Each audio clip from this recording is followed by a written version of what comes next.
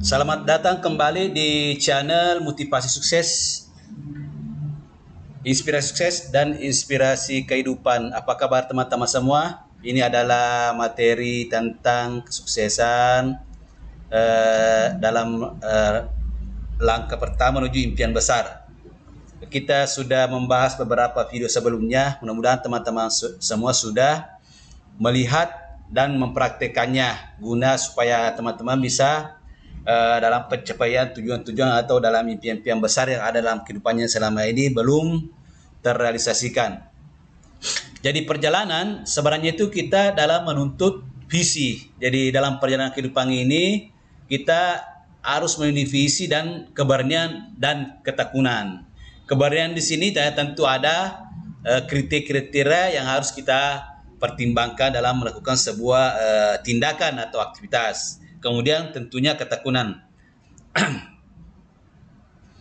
Ini adalah yang pertama menuju impian besar teman-teman semua untuk menjadi pengusaha sukses atau bagaimana merealisasikan impiannya. Memulai langkah pertama menuju impian besar menjadi pengusaha sukses adalah perjalanan yang penuh tantangan namun juga membawa banyak peluang. Jadi tantangan ini tentu teman-teman kalau kita tidak mau melewatinya, tentu tidak ada peluang. Jadi di sini tentu banyak sekali peluang yang bisa kita dapatkan yang kita peroleh dari adanya tantangan yang ada dalam setiap perjalanan menuju kesuksesan kita. Tapi itu kesuksesan itu tidak terjadi dalam sekejap atau dalam satu malam. Ia membutuhkan strategi, konsistensi teman ini. Jadi tetap ini tadi ada strategi dan konsistensi, nanti ada materi-materi khusus tentang ini bagaimana menyusun strategi dan konsistensi dalam perjalanan kehidupan. Nah, sekarang kita masuk ke materi pertama. Bagian pertama menentukan visi, misi dan tujuan bisnis jelas. Memiliki visi, misi dan tujuan bisnis adalah langkah pertama yang sangat penting teman. Jadi kita harus memiliki visi atau tujuan. Nah itu biasa dalam perusahaan itu biasanya itu visi dan misi ini itu ditulis jelas dalam biasa kalau kita masuk dalam sebuah perusahaan, di situ ada visi, misi dan tujuan perusahaan itu.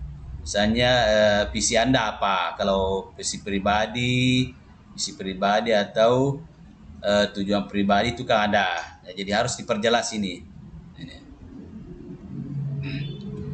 Visi akan menjadi panduan jangka panjang. Ini. Jadi visi akan menjadi panduan jangka panjang. Kemudian misi adalah cara untuk mencapainya. Jadi itu caranya cara untuk mencapainya. Kemudian tujuan adalah sasaran konkret yang ingin dicapai. Nah ini ada perbedaannya ini. Ini ada perbedaannya, nanti ada penjelasan khusus lagi ini. Nah ini ada 3 hal yang perlu kita camkan. Pertama adalah visi. Jadi visinya itu menjadi panduan jangka panjang.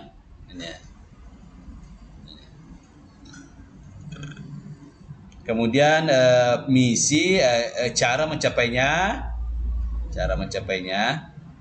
Perbesar lagi supaya bisa dicamkan ini.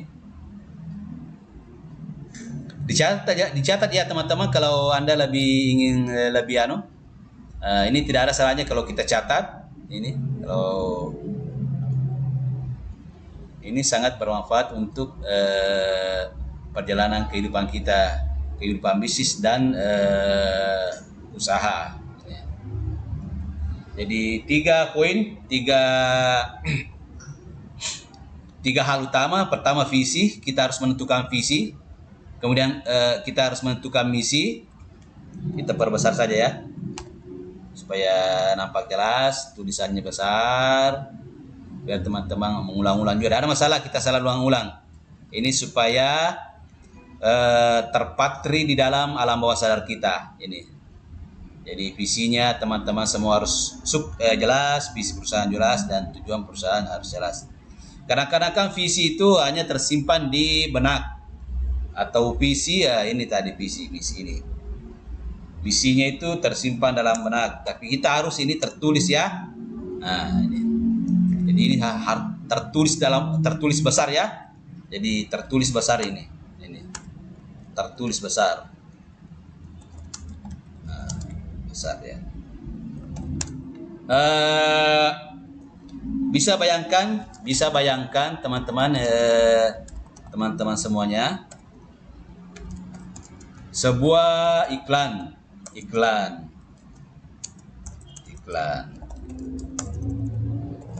atau baliho besar ya, baliho besar yang terpajang ya, pajang di atas jalanan raya.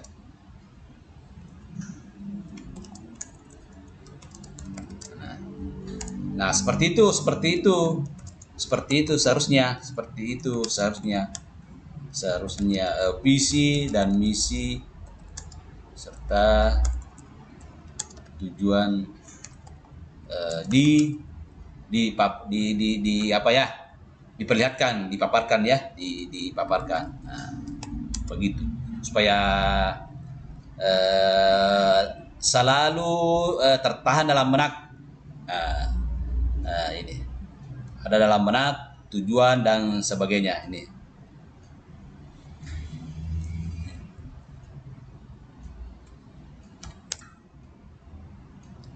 Ini juga fungsinya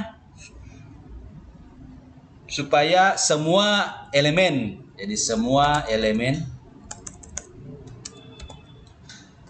dalam perusahaan termasuk semua stakeholder ya, elemen ya, atau pemegang saham, pengurus, dan karyawan,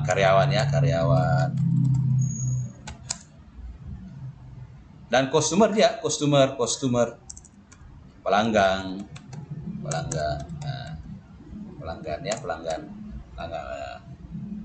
dan lain-lain itu tahu juga ya. Tahu tentang visi dan tujuan ya perusahaan. Ini jelas sekali nih. Supaya ini juga menggerakkan ini selalu ada rutenya toh. Ini semacam rute atau apa? Rute atau ini arah, apakah banyak istilah di sini, rute atau arah, tujuan dan sebagainya, ini hampir sama maknanya, tapi aplikasinya begini, bahwa kita ada arah dan tujuan yang jelas dalam menjalankan sebuah perusahaan. Ini langkah praktisnya, kita ulang, menggambarkan apa yang dicapai dalam 5-10 tahun mendatang. Nah, ini dulu ada namanya Repelita. Ada rencana pembangunan 20 tahun. Rencana kalau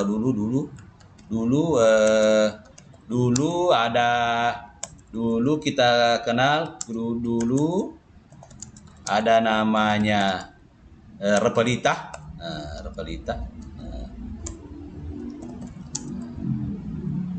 Rencana pembangunan 5 tahun, ada 20 tahun. Nah, ini rencana pembangunan 20 tahun dan 5 tahun. Nah, itu presiden dulu kita itu dan MPR itu merancang seperti ini, itu mantap betul itu dulu. Sekarang ya kita tidak tahu apakah masih ada. Adakah sekarang rencana-rencana seperti itu, masih adakah?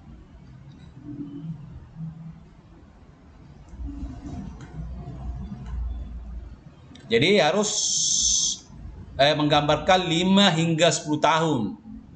Ya itu. Jadi dibuat ini. Terutama teman-teman yang baru startup atau baru mendirikan sebuah proyek, ini dirancang memang ini dari awal ya. Mungkin di jalan ada perubahan-perubahan, tapi itu tidak terlalu jauh ya. Kemudian buat tujuan spesifik terukur dan realistis sebagai target jangka pendek maupun jangka panjang. Ini ada metode SMART, itu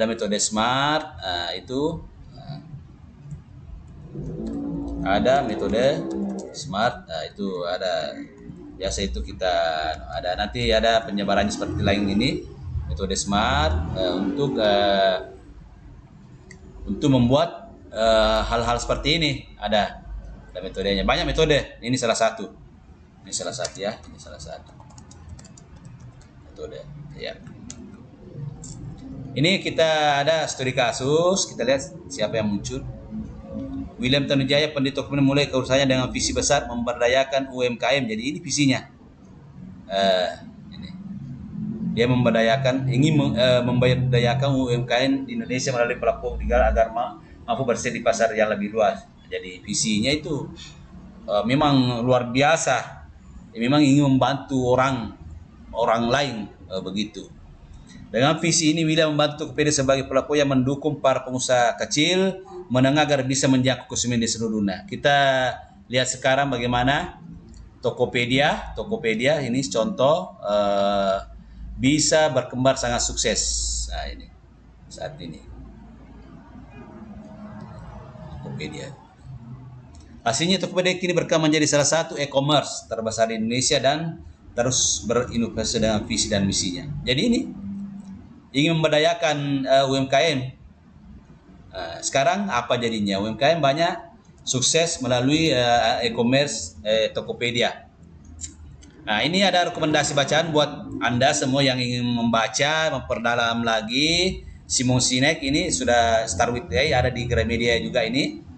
Buku ini membantu Anda menemukan mengapa. Jadi kita mulai mengapa ini kan visinya, atau alasan mendalam di balik visi Anda akan memandu Anda dalam memperkuat visi serta misi. Jadi baca, itu ada linknya di sini di web ini, nanti ada linknya di web ini, di blog ini, teman-teman bisa beli melalui link tersebut. Ada itu tersedia di Gramedia.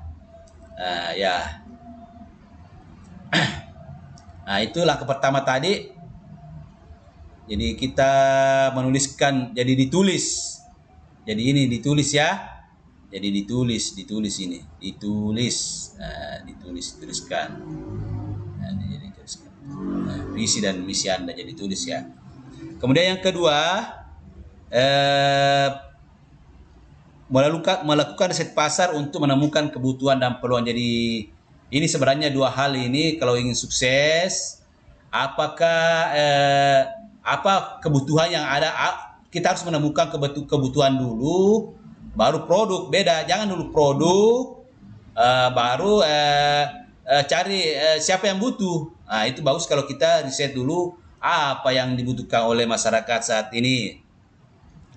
Jadi setelah menetapkan visi, lalu lakukan riset pasar untuk memahami kebutuhan yang belum terpenuhi dan peluang diri di industri Anda. Jadi harus ada risetnya ini. Ada juga mungkin lembaga sekarang ini, lembaga riset untuk mencapai hal ini kalau kita ingin seperti ini.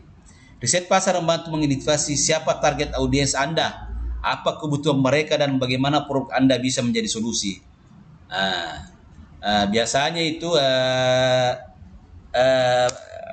pertama itu temukan satu masalah saja. Ya, itu sudah nih. Temukan satu masalah dan cari solusinya. Itu solusinya.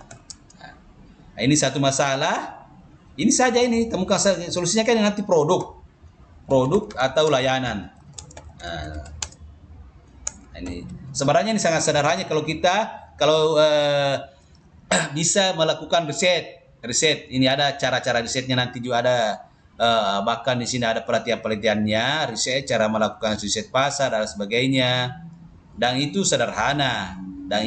Bisa kita hanya melihat dari kehidupan di sekitar kita ini. Untuk skala yang lebih luas itu ya ada mungkin poolingnya dan lain sebagainya. Ini. Jadi cara yang kedua ini adalah riset.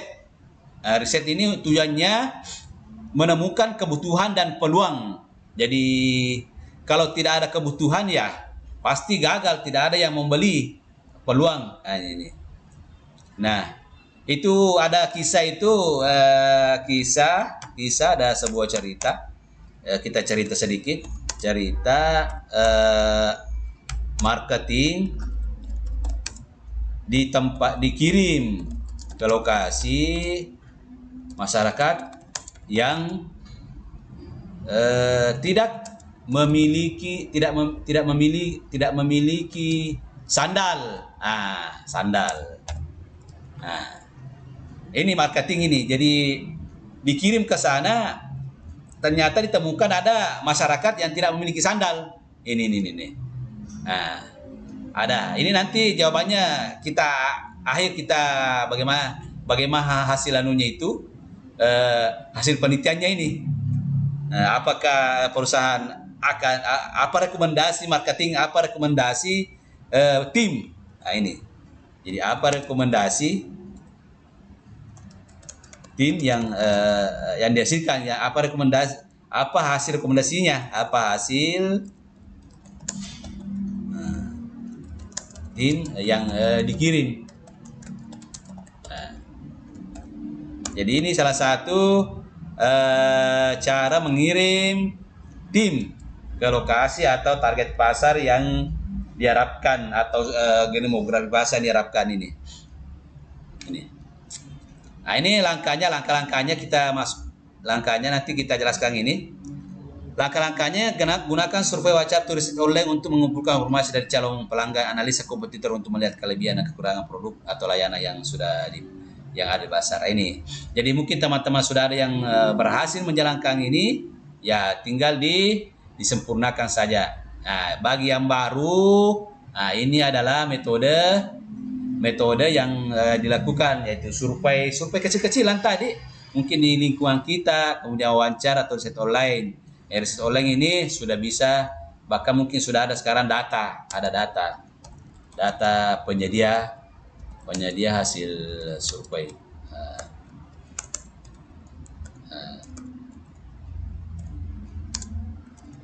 Ada survei cepat juga ada dan sebagainya. Jadi butuh data. Jadi tidak bergerak hanya meraba-raba. Jadi tidak meraba-raba di situ, tidak meraba-raba, tidak meraba-raba dan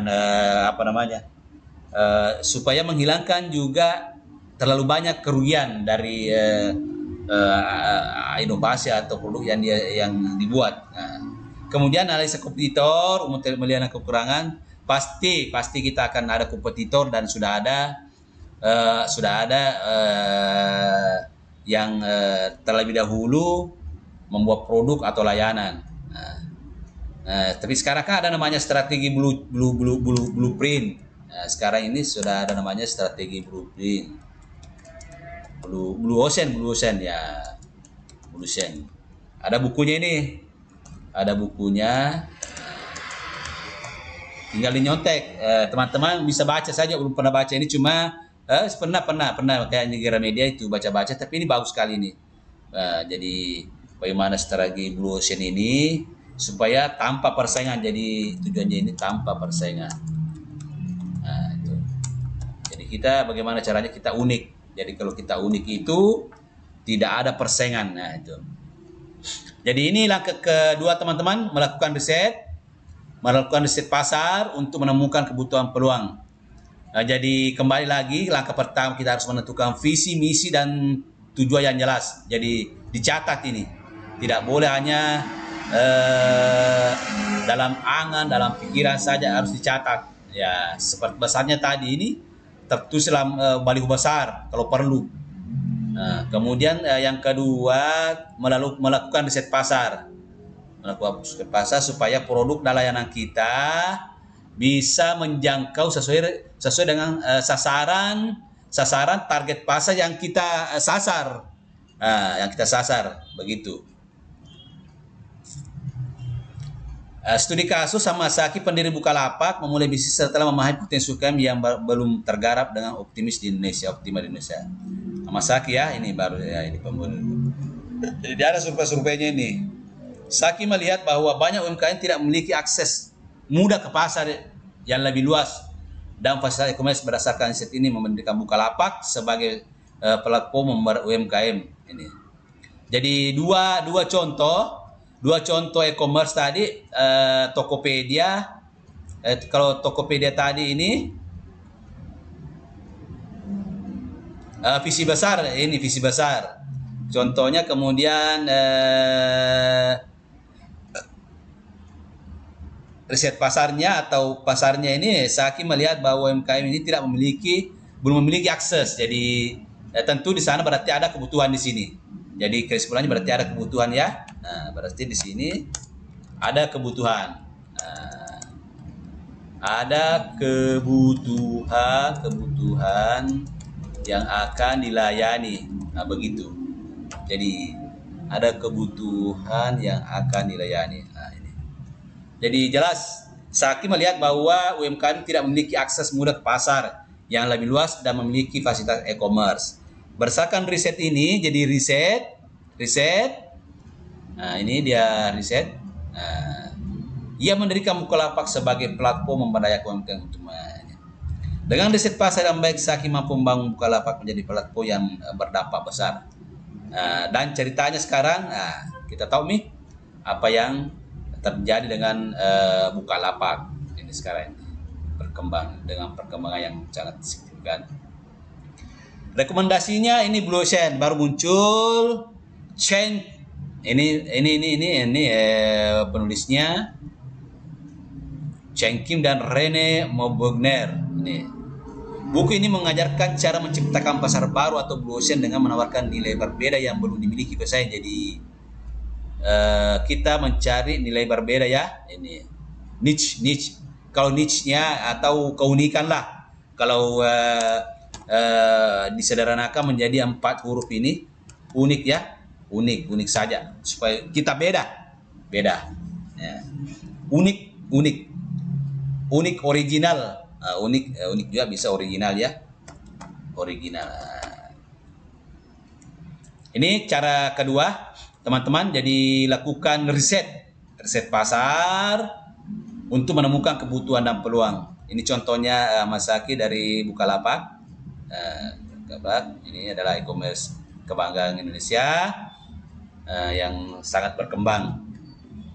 Kemudian langkah ketiga, menyusun rencana bisnis yang terstruktur dan terukur. Jadi ini middle-nya, jadi pertengahannya kira-kira ini. Kalau kita tadi ada visi, ada misi, kemudian tujuan, kemudian setelah melakukan semua riset, sekarang langsung ke rencana bisnis atau aksi. Rencana bisnis adalah peta jalan yang menjelaskan bagaimana bisnis akan berjalan dan tumbuh. Ini mencakup struktur bisnis. Kita pisah-pisah supaya jelas. Kemudian analisa pasar, strategi marketingnya, proyeksi keuangan, dan rencana operasional. Jadi ini teman-teman tahapan-tahapannya ini dalam rencana bisnis dan yang terstruktur ini. Ini ada tahapan-tahapannya ini. Kita lihat ini. Struktur bisnis. Ini ada struktur bisnis, analisa pasarnya, strategi pemasarannya, dan proyeksi keuangan dan rencana operasionalnya. Dan ini mungkin ada tim-timnya ya di dalamnya bagaimana setelah terbentuk tim-tim. Makanya kita menyusun rencana bisnis yang terstruktur dan terukur. Langkah praktisnya susun rencana bisnis yang mencakup latar belakang bisnis, strategi pemasaran, target audiens, dan proyeksi keuangan. Jadi ini terkait semua ini. Latar belakang bisnis, kronologinya, kenapa bisnis ini perlu dijalankan, kemudian strateginya, target audiensnya tadi ada, kemudian proyeksi keuangannya ini pembiayaan dan sebagainya. Kemudian tentukan indikator kinerja. Ini yang terukur, KPI ya. Jadi ada penilaiannya, breakdownnya ini sampai di mana itu kesuksesannya di sini. Jadi indikator kinerjanya terukur ini untuk mungkin ada metode khusus ini. Ada metode khusus juga ini. Nanti bagaimana melalui channel Inspirasi Sukses dan Kehidupan ini. Nanti kita akan mencoba membahas ini, KIP. Ini ada KIP, indikator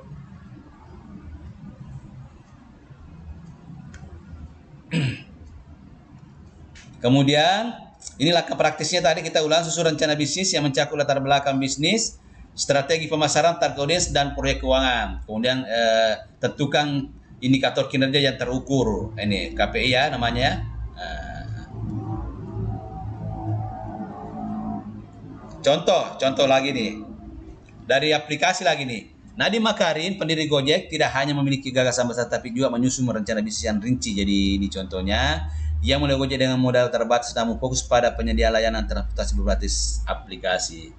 Nah, jadi kita bisa belajar dari ini Pak Nadiem sekarang masih menteri ya. Pak Nadiem Makarim, pendiri Gojek, tidak hanya memiliki gagasan besar tapi juga menyusun rencana bisnis. Jadi ini tadi ada gagasan besarnya juga ini. Jadi visi ini ini jadi gagasan dia sudah memiliki visi besar juga beliau sehingga dia sukses.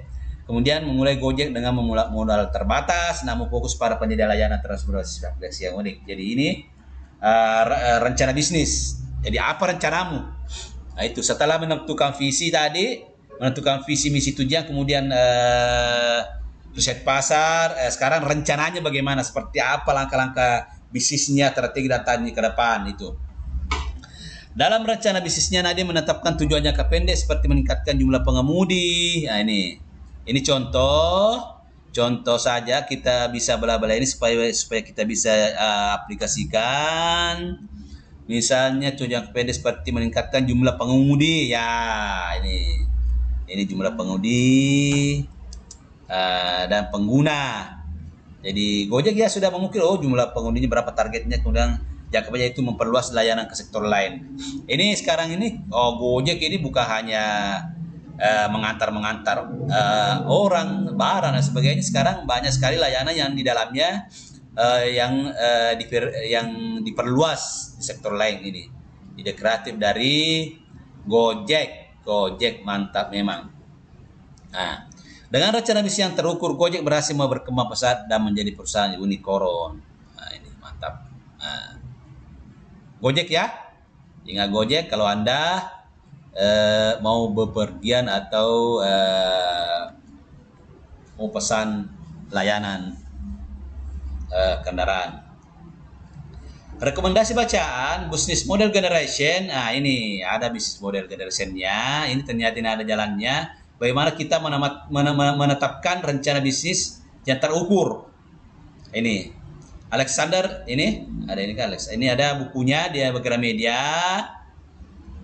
Dan ini sudah ada juga materinya nih, materi singkatnya.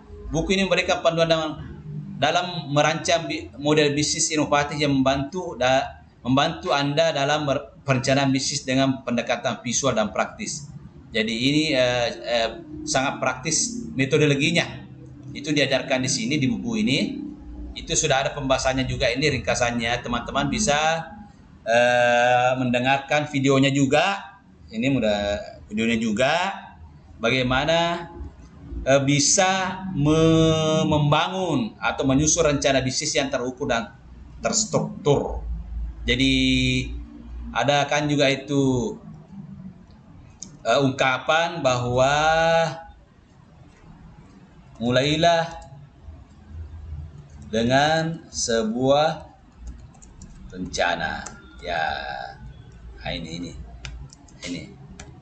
Kalau tidak memiliki rencana untuk sukses, maka Anda akan gagal.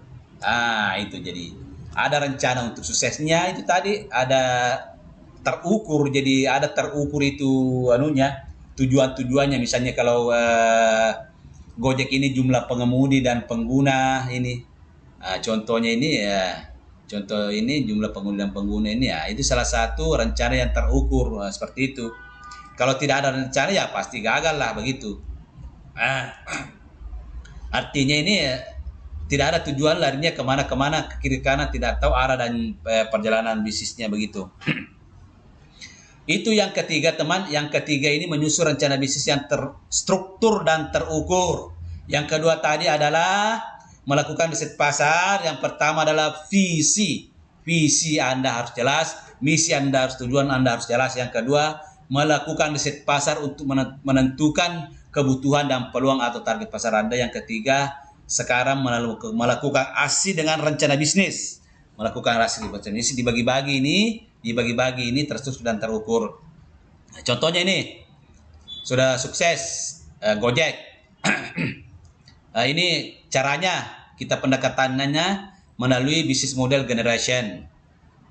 Kemudian yang keempat teman, mulai dari langkah kecil dengan mengelola modal yang ada. Jadi modal biasanya menjadi kendala pokok dalam memulai usaha baru. Makanya di sini dikatakan bahwa kita perbesar ini ya, supaya bagus ini. Mulai dari langkah kecil dengan mengelola modal yang ada. Iya, modal. Kalau 10.000 itu mulai dari 10.000 itu, 100.000, 1 juta dengan modal Anda di tangan. Dan jangan pernah meminjam di bank. Itu salah satu kiatnya, terutama dengan bunga. Nah, itu salah satu kiatnya itu. Kalau mungkin bagi hasil atau lain sebagainya itu bisa Anda pikirkan, karena bunga itu adalah riba dan itu akan merusak semua tatanan kehidupan bisnis Anda. Jadi kembali lagi kita mulailah dengan langkah kecil. Langkah kecil tiap hari itu akan menjadi bukit dan akhirnya besar. Memulai bisnis tidak harus dengan modal besar, fokus pada pengelola modal yang ada. Baik itu di tabungan pribadi, dukungan keluarga dan investor. Jadi ini ada sumber dana sebenarnya ini. Kalau kita ingin memulai ini, tabungan pribadi, kemudian dukungan keluarga dan investor, ini bisa kita manfaatkan ini. Ini teman-teman, ini metodologinya ini.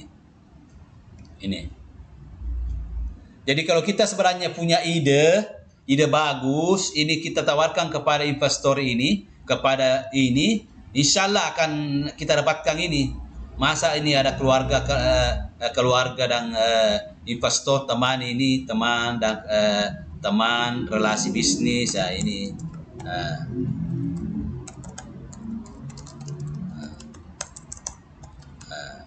Itu tentu dia akan membantu kalau kita punya perencanaan bisnis yang bagus.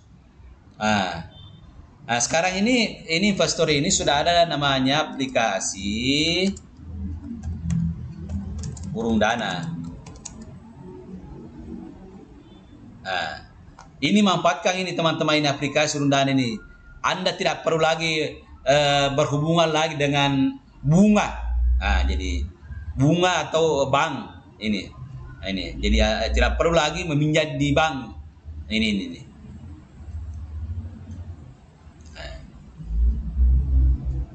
Jadi ini kita akan mendapatkan dana dalam bentuk saham atau dalam bentuk ini apa tuh? Saya kemarin sudah ikut beberapa aplikasi sudah sebagai investor. Ini dalam bentuk saham ini, kalau ini bagi hasil ya.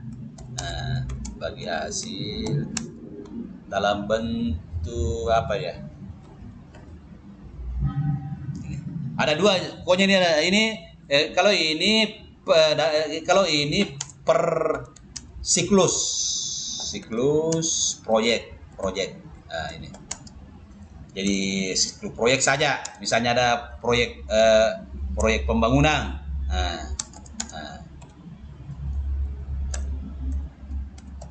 Pembangunan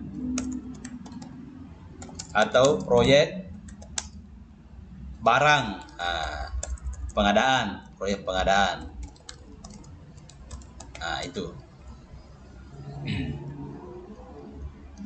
Ini bagus ya, pengalaman itu dikembalikan sepunya bagi hasilnya ada sampai 40%, enggak ada ya, 15% per tahun ini.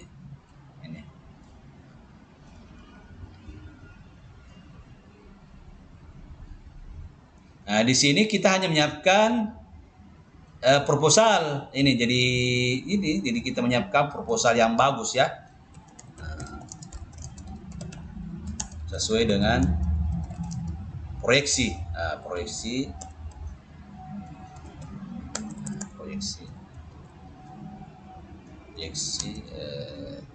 bisnis yang dijalankan. Jadi kita hanya di sini di model ini, di metode ini kita hanya membuat proposal bisnis. Ini. Saya lihat di aplikasi itu luar biasa. Orang dengan mudah mendapatkan modal tanpa bunga di sini. Dengan modal tanpa bunga, ya modal tanpa bunga.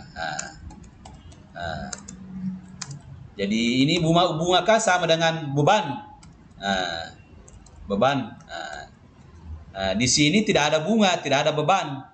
Yang ada di sini adalah bagi hasil usaha. Yang akan dibagikan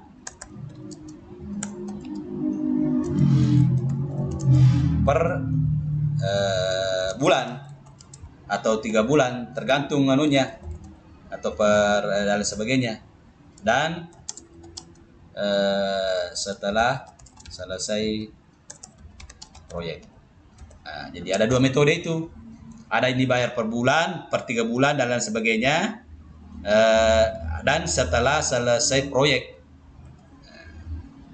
Ini tadi saham ini dalam bentuk saham ini bagi hasil. Kemudian yang kedua apa ya? Kenapa saya lupa itu? Jadi intinya teman-teman ini mulai langkah kecil dengan mengelola modal yang ada. Jadi modal ini solusinya salah satunya itu adalah tabungan sendiri kalau ada, kalau Anda kemudian dukungan keluarga bisa minta juga modal. Kemudian untuk investor yang lebih luas lagi kita menggunakan aplikasi Urung Dana. Ini sudah ada. Ini di kita cari di Google itu sudah ada aplikasi Urung Dana yang ada juga berbasis konvensional, dan sudah ada memang metode syariah. Ada syariah juga ini. Kalau syariah saya belum pernah coba, tapi ini konvensional ini konvensional ini sudah sering saya coba sebagai investor di sini. Dan itu berjalan betul ada di transfer dananya dan lain sebagainya. Nah, ini langkah keempat yaitu kita bagaimana memulai dari apa yang ada. Jadi modal apa yang ada sekarang ini kita tetap memulai kegiatan kita.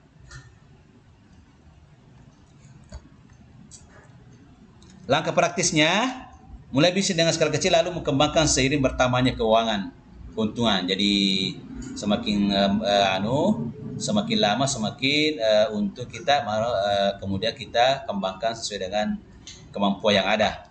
Langkah praktisnya buat anggaran awal untuk kebutuhan bisnis yang paling penting. Jadi ini dibagi-bagi ya. Apa kebutuhan bisnis yang paling penting. Kemudian mulai dengan skala kecil untuk menguji pasar dan mengurangi risiko. Nah, ini semua adalah langkah-langkah praktisnya. Kalau diterapkan ini insya Allah itu akan memberikan kesuksesan buat teman-teman semua dalam menjalankan usaha. Jadi anggaran awal itu buat anggaran awal untuk kebutuhan bisnis yang paling penting. Jadi ada penting dan lain sebagainya. Kurang penting ya. Paling penting. Jadi di sini ada paling penting, paling penting. Ada juga penting, kurang penting, kurang penting, dan tidak penting. Nah itu. Jadi empat berdasarkan urgensi dari masing-masing pembiayaan awal. Contoh mungkin yang urgen itu ya gaji setiap bulan itu karyawan itu kemudian membayar supplier dan sebagainya. Mulailah dengan skala kecil untuk menguji pasar dan mengurangi risiko. Jadi mungkin dimulai dari lingkungan sekitar ya, lingkungan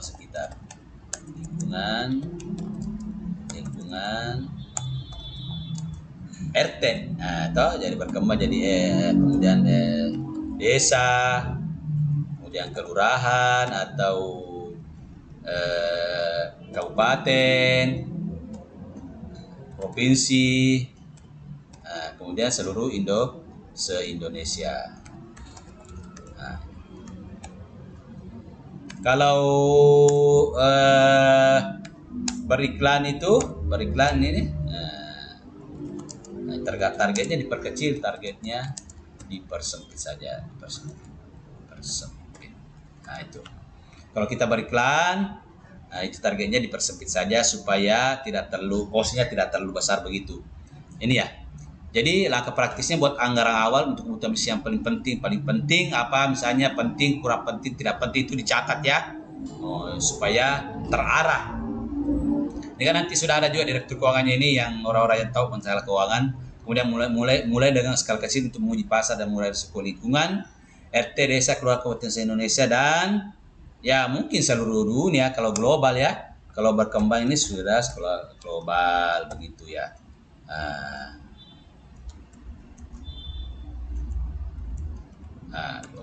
Global ya. Ini sekarang ini kalau membuat sebuah usaha yang ingin mengglobal secara cepat, nah itu biasanya dalam bentuk networking ya, networking.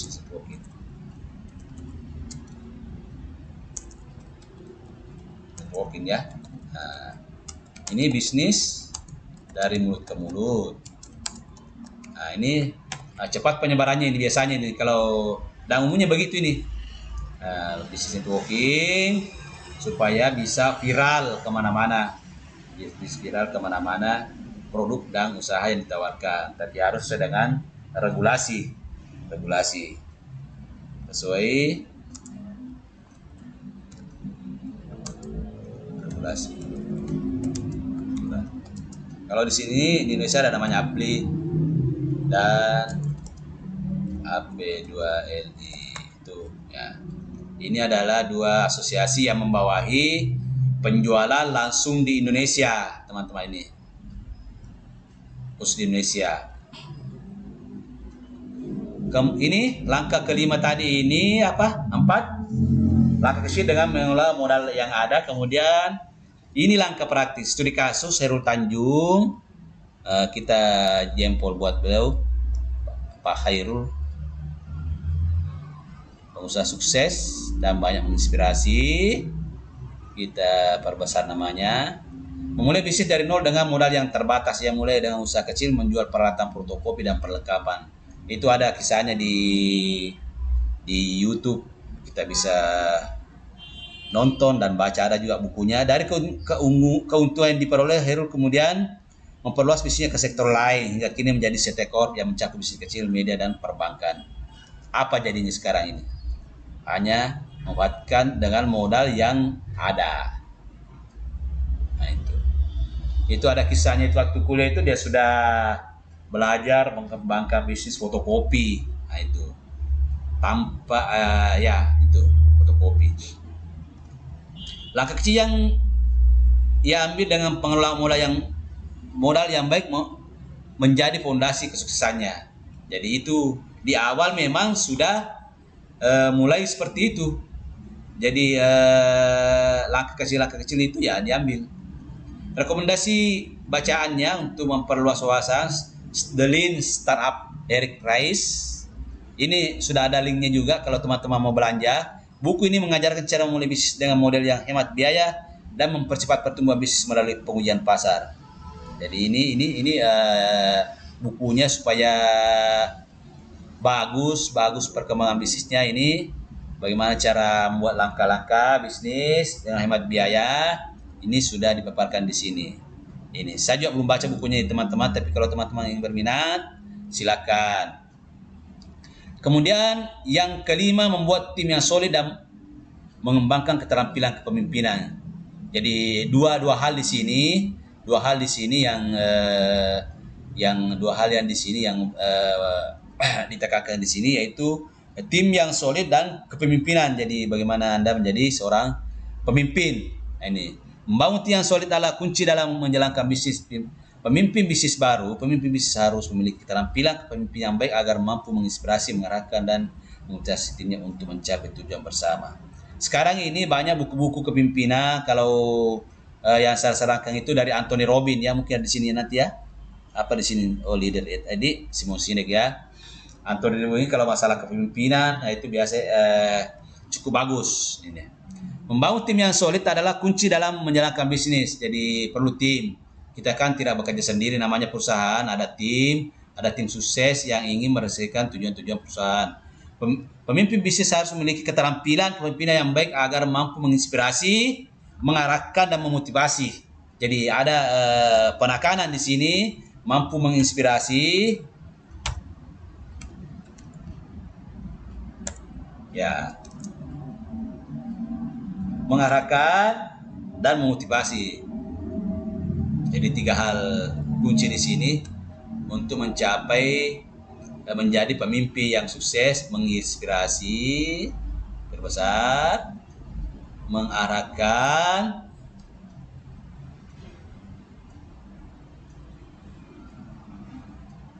dan memotivasi timnya supaya sukses untuk mencapai tujuan bersama.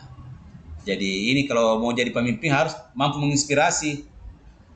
Menginspirasi itu menggerakkan, jadi ada mampu menggerakkan orang-orang yang dalam tim supaya bisa bekerja, kemudian mengarahkan kemana pekerjaan, dan kemudian memotivasi lagi bagaimana tim supaya tetap kreatif dan produktif untuk mencapai tujuan bersama. Ini. Jadi ini tujuan kepemimpinannya, membuat tim yang solid dengan menginspirasi, mengarahkan, dan memotivasi tim. Jadi 3M. Menginspirasi, mengarahkan, dan memotivasi. Nah, ingat ya teman-teman, ini tiga kunci: inspirasi, arah, dan memotivasi. Nah, ini langkah praktisnya rekrut orang yang memiliki keahlian sesuai dengan kebutuhan bisnis. Betul. Jadi yang sudah memiliki keahlian, nah ini berarti yang sudah berarti dia sudah berpengalaman dan sebagainya. Kembangkan keterampilan komunikasi, pengembangan keputusan, dan pemecahan masalah. Ini untuk diri pribadi pemimpin. Kalau Anda seorang direktur atau apa, pemilik bisnis, ini yang perlu Anda kembangkan tentunya. Keterampilan komunikasi, pengambilan keputusan, dan pemecahan masalah. Ini. Studi kasus Gibran, ini diambil Gibran sekarang wakil presiden kita, pendiri Markobar. Dengan pemimpin secara baik, ia berhasil mengembangkan Markobar menjadi merek martabak yang perlu dan memiliki banyak cabang. Markobar saya belum pernah coba juga ini. Kepemimpinan yang kuat, tim solid menjadi pendorong utama di balik bisnis. Rekomendasi buku bacaannya ini Leader It Last, Simon Sinek.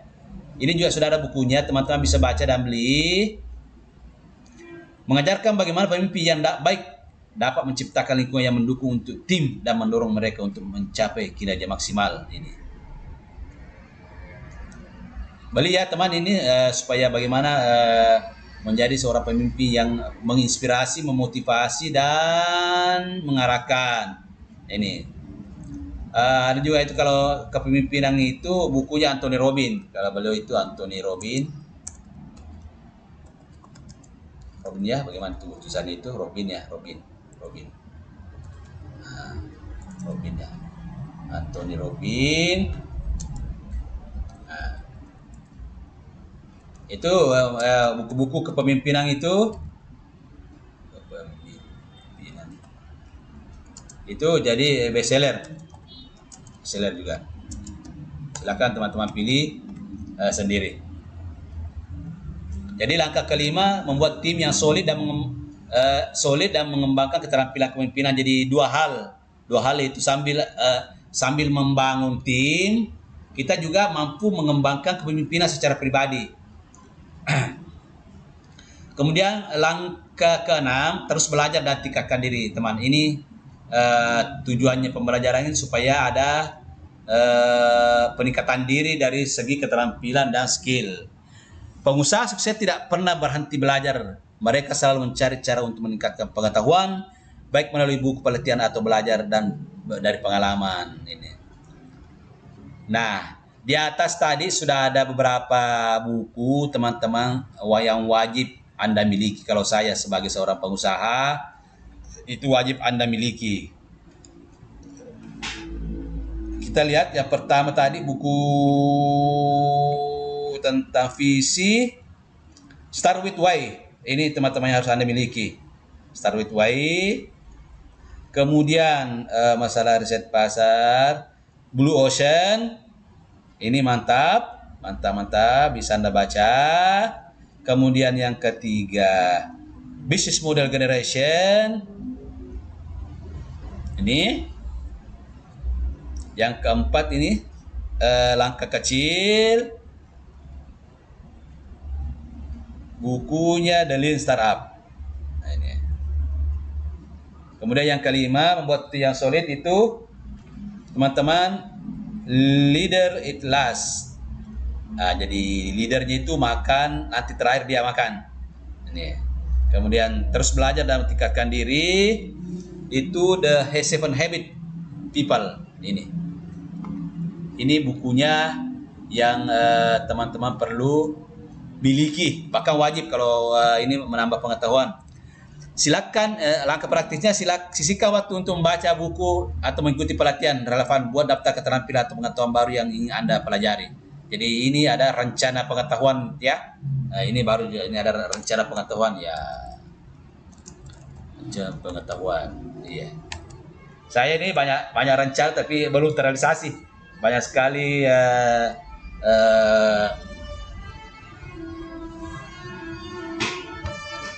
kuliah, kursus, buku belum terrealisasi. Tapi itu sudah saya pesan semua. Ada namanya pelatihan online dan sebagainya, itu kita bisa lakukan dengan harga yang sangat terjangkau sekarang ini.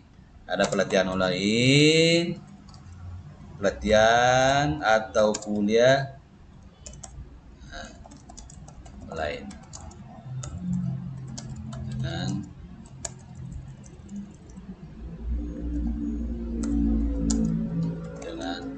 harga terjangkau ya. Jadi pelatihan sekarang ini atau kuliah online ini sudah sangat terjangkau. Jadi kita bisa memilih waktu yang fleksibel ya. Ya, jadi waktu juga. Ini waktunya juga fleksibel ya. Nah, bisa diatur. Jadi tidak ada alasan untuk tidak belajar. Ini langkah ke-6, terus belajar dan tingkatkan diri. Studi kasusnya Miriana, seorang pengusaha sukses dan motivator karena deksinya untuk terus belajar. Setelah mengalami berbagai tantangan di awal karirnya, ia terus mencari kerja untuk meningkatkan diri. Semangat belajar ini yang membuatnya sukses sebagai pengusaha yang menjadi inspirasi banyak orang jadi semangat belajar. Jadi kita kembali ke semangat teman-teman ini dari dalam ya, semangat itu dari dalam. Kalaupun ada dari luar itu semacam percikan-percikan kecil itu ya, itu juga membantu. Bagaimana terus belajar dan tingkatkan diri? Ini ada 7 habit efektif. Jadi 7 kebiasaan utama untuk lebih efektif itu ternyata itu salah satu hal yang perlu kita pelajari supaya bisa efektif. Ini juga bukunya sudah ada di Gramedia dan teman-teman bisa belanja. Ini ada linknya sudah siapkan kalau Anda ingin belanja melalui link saya. Ya. Buku ini mengajarkan kebiasaan penting yang bisa membantu Anda meningkatkan diri sebagai pengusaha. Jadi ini kan ada peningkatan ini dalam belajar dan tingkat peningkatan diri. Jadi ini ada penilaiannya ini. Ini langkah ke-6 ya.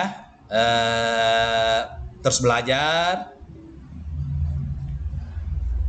dan tingkatkan diri. Kemudian langkah ke-7, berani mengambil risiko dalam mengelola kegagalan. Jadi setiap perjalanan pasti ada gagalnya.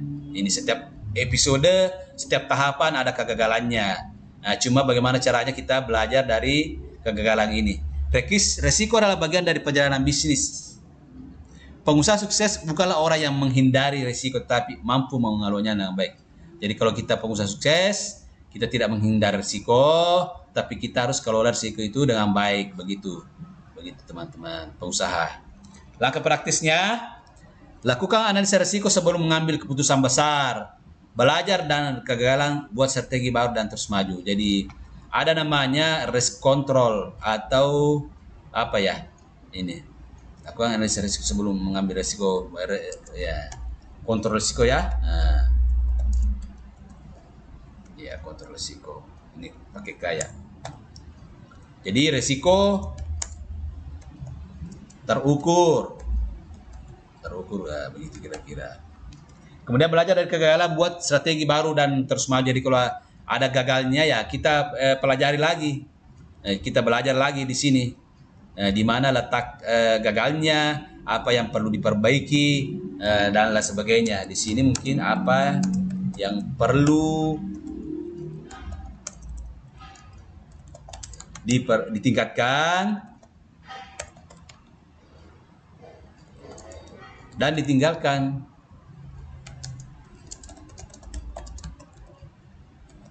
Ya, begitu.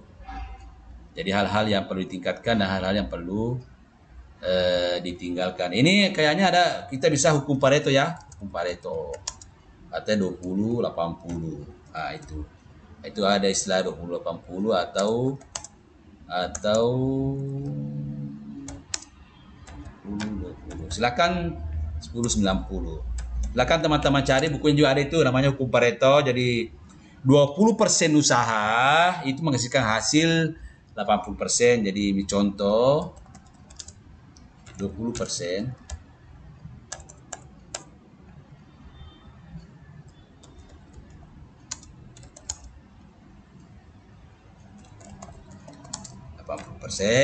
Hasil ini.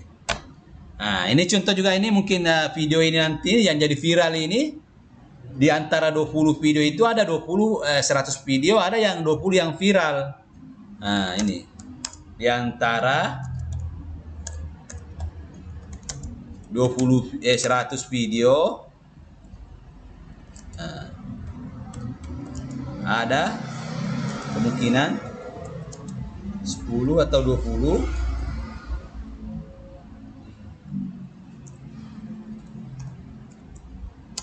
yang menghasilkan kunjungan atau konversi. Nah, seperti itu. Jadi kalau ada upaya Anda yang dipilih-pilih itu yang mana, yang 20 itu, jadi di sini pilih yang 20, cari yang 10 atau 20 tadi. Nah, ini kuncinya. Jadi yang mana upaya atau effort, yang mana upaya atau biaya atau upaya usaha yang 10-20 yang menghasilkan 100 yang menghasilkan, bukan ya, yang menghasilkan 80 atau 90. Nah, ini bisa dipresentasi ini gitu. Studi kasusnya ini masih relax, teman-teman, fokus ya, fokus supaya sukses. Kalau perlu ambil kopi, baru skip dulu, ambil napas, baru skip dulu, baru fokus ya. Studi kasus Susi Pujastuti, Ibu Susi, mantan Menteri Kelautan, pendiri Susi Air. Tanpa latar belakang penerbangan, yang mengambil risiko besar dan mengembangkan Susi Air menjadi salah satu maskapai kecil yang sukses. Karenanya mengambil risiko membawa. Ya, jadi ya tidak ada pengetahuan. Ini nih. Ya, ini. Tapi pasti ada ya. Ada pengetahuannya. Ada pengetahuan Ibu Susi, dari mana dia dapat. Oh, seperti ini. Kemudian cuma dia mengambil risiko. Titik awalnya di sini. Karena kalau dia tidak berani mengambil risiko, berarti tidak ada langkah. Nah, jadi kalau tidak ada keberanian, berarti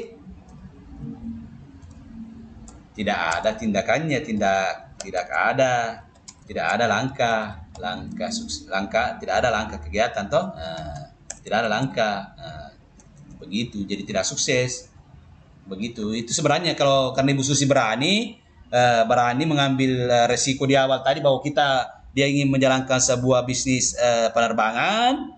Maka diaturlah langkah-langkah ke sana, mensukseskan langkah-langkahnya tadi ini, supaya apakah resiko itu bisa diminimalisir dan lain sebagainya. Akhirnya Susi Air, ini Susi Air,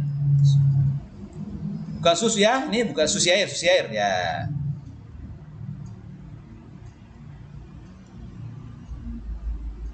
Ingat Susi, ingat air, bukan ini Susi. Ibu Susi contohnya. Kemudian rekomendasi buku harus dibeli ini. Filing Forward oleh John C. Maxwell. Ini John C. Maxwell, salah seorang juga pengarang, mengajarkan bagaimana kegagalan bisa menjadi bagian dari proses menuju kesuksesan dan memberikan panduan praktis mengelola risiko. Jadi dia usaha membahas kegagalan. Jadi ini niche-nya juga ini. Jadi marketingnya ini, sasarannya ini yang tidak mau gagal, orang tidak mau gagal, atau ya itu nih.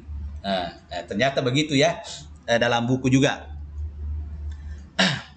Nah, ini ada langkah terakhir, langkah 6 langkah ini, teman-teman, usahakan dipraktekkan semua. Usahakan dipraktekkan semua supaya bisa sukses. Kita review dari awal dulu, teman-teman. Pertama, menentukan visi, misi, dan tujuan bisnis Anda. Jadi kalau sudah ada visinya, misinya, nah ini langkah awal yang paling awal ini. Yang paling awal. Kemudian langkah kedua adalah melakukan riset pasar untuk menemukan kebutuhan dan peluang. Yang ketiga, setelah riset pasar, yang ketiga menyusun rencana, ada rencana bisnis dan terukur dan terstruktur. Kemudian yang keempat, memulai dari langkah kecil, jadi langsung ada tindakan, jadi langsung dikerja. Begitu. Setelah ada rencana langsung dikerja. Apa kondisi yang ada, modal apa yang ada, itu yang dipakai yang ada sekarang. Mulai dari ada yang ada sekarang. Kemudian yang kelima, sekarang saatnya membuat tim yang solid dan mulai mengembangkan kepemimpinannya. Ini harus sejalan juga. Bagaimana menjadi pemimpin yang inspirasi, mengarahkan dan memotivasi tim-timnya supaya sukses. Yang keenam, terus belajar dan tingkatkan diri. Pembelajaran harus terus-menerus sampai kiamat, sampai meninggal dunia. Nah itu. Kemudian yang terakhir itu mengambil resiko dan mengelola kegagalan. Itu langkah ketujuh, harus mengambil resiko. Kesimpulannya, ini kita simpulkan sendiri teman-teman ya. Saya akan bacakan kesimpulannya. Perbesar ya, supaya langkah pertama menuju ke impian besar menjadi pengusaha sukses adalah perjalanan menuntut visi, keberanian, dan ketekunan. Jadi kalau disimpulkan tadi itu, semuanya inilah 3 kata kunci. Dengan mengikuti langkah-langkah ini, memanfaatkan studi kasus inspirasi dari pengusaha Indonesia serta membaca buku-buku rekomendasi yang diajarkan, Anda bisa membangun fondasi yang kuat untuk meraih impian besar Anda di dunia wirausaha. Perjalanan tidak mudah, tetapi setiap langkah yang diambil akan membawa Anda semakin dekat. Ini ya, jadi kita blok lagi nih.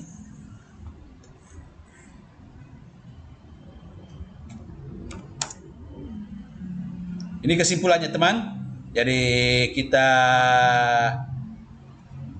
review ulang. Dengan mengikuti langkah-langkah ini, memanfaatkan studi kasus inspirasi dari pengusaha Indonesia serta membaca buku-buku rekomendasi. Ingat ya, membaca buku-buku rekomendasi.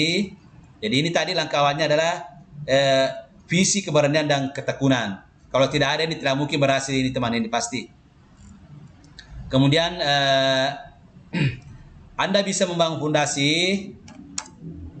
yang kuat untuk meraih impian besar Anda di dunia wirausaha. Perjalanan mungkin tidak mudah, tetapi langkah yang diambil akan membawa Anda semakin dekat pada kesuksesan menjadi wirausaha. Jadi itu ya, langkah yang diambil tetap menjadi mendekatkan kepada kesuksesan. Yang penting jangan berhenti ya. 7 langkah di atas tersebut tentu saja masih membutuhkan kajian yang panjang untuk lebih bermanfaat buat kita semua. Namun dengan rincian tersebut sudah memberikan gambaran penting tentang kualitas pengusaha yang ingin membangun impian besar, yaitu menjadi pengusaha. Langkah untuk mencapai tujuan sebagai pengusaha, kita sudah tersedia pelatihan atau mentoring untuk mengarahkan kepada setiap langkah menjadi lebih cepat sukses tanpa harus melakukan uji coba sendiri yang belum tentu berhasil. Luangkan waktu dan biaya untuk mengikuti pelatihan tersebut mempercepat proses. Semoga bermanfaat dan mencapai tujuannya. Jadi teman-teman, saat ini sudah ada pelatihan-pelatihan untuk menjadi pengusaha. Tetap ingat, tidak ada yang sempurna. Anda harus tetap melakukan kegiatan-kegiatan pelatihan dan sebagainya. Nah, ini. Demikian teman, semoga bermanfaat dan terus melangkah sampai tercapai tujuannya menjadi pengusaha yang sukses. Saya ucapkan dari inspirasi sukses dan inspirasi kehidupan, terus melangkah, perbaiki visi, kemudian berani mengambil risiko dan tekun dalam menjalankan usahanya. Semoga Anda sukses. Amin amin ya rabbal alamin.